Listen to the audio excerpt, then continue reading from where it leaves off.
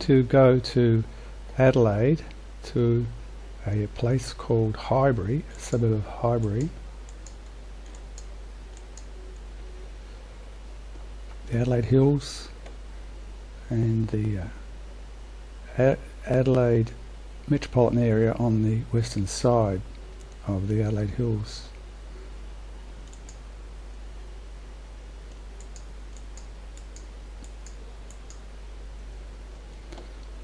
This is the River Torrens running through the gorge. This is the Hope Valley Reservoir, which is storing drinking water for Adelaide. Here is the quarry, Holcim Quarry, at the top of the Adelaide Hills, and at the bottom down here there's another quarry which is part of this project. There's a gully, and they've built a dam here and have a storage pond at the bottom with a reversible pump turbine. They can use electricity from the nearby power lines. There are a whole series of power lines through here and there. They could use excess energy to pump water uphill at certain times and let it run downhill. Hydroelectricity actually has been in Highbury since 2003. Just here is the filtration plant alongside the Lower North East Road,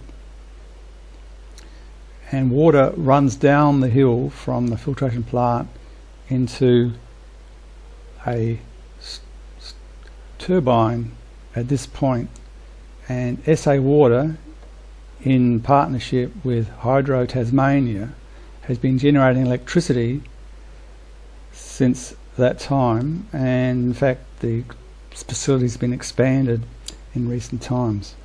So hydroelectricity has existed in Adelaide, even though Adelaide is in the driest state in this driest continent in the world.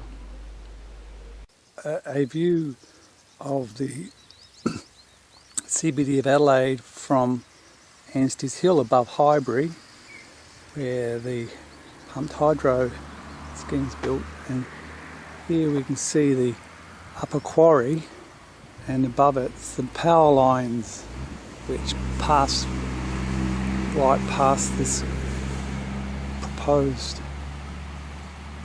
pumped hydro scheme. The quarry high above the River Torrens at Anstey's Hill, which has become full of water and can be used for the pumped hydro, and some power lines which could be used to bring and take electricity from the pumping station generator complex. Highbury Pumped Hydro Energy Storage Project. This is the information which was handed out to local Highbury residents at a recent meeting to discuss their project. This is the unused quarry at the top of the Adelaide Hills, currently owned by Holcim Australia, formerly Ready Mix Industries. It's a 350 hectare quarry, and then at the bottom is another quarry, former sand quarry, and at the bottom there would be a reversible turbine pump. So when there was excess energy during evenings and in the middle of the day, depending upon the source of the energy, the electrical energy would be used to pump water up to the top of the hill, and then later when the energy is required, the water run back down the hill, and this reversible pump turbine would then generate electricity.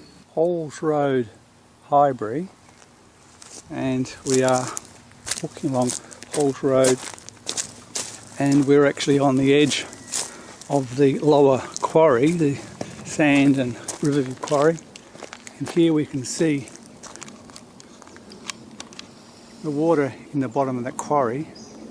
This is the lower pond, and then up on the hill is the upper pond, and the water will flow between these two ponds. We can also see there are quite extensive power lines here, so they'll be able to easily sell the electricity, and the company actually has got resources elsewhere using solar and wind power where they can export their own electricity from other locations to here to pump the water up.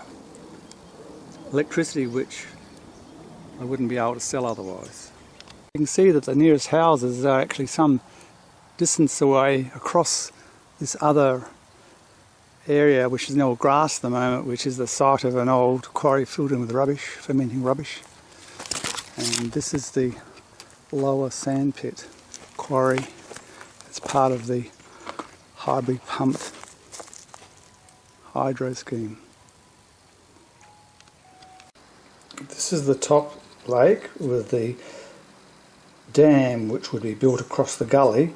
The first image was actually taken at a point here in the National Park, which is in this area. And this is the lower lake, the holding pond for when the water runs from here down to the pumping station turbines, which would be underground somewhere at this point.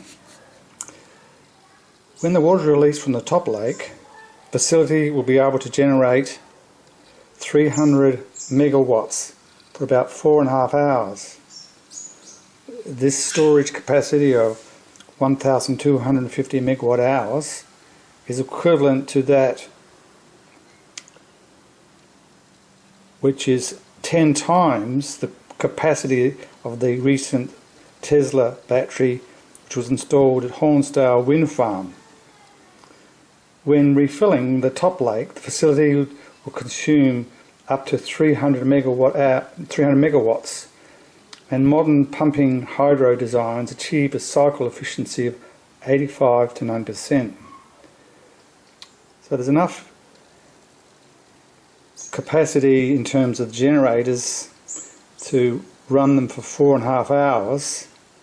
This means you probably could do this for each of the cycles where energy is required, the morning, the afternoon cycle. So you could probably do this twice a day, where water would run down and up again twice a day, and the whole electrical system becomes much more efficient because energy which is not available to be sold later at night or in the middle of the day can be stored up here and then released with a very high efficiency.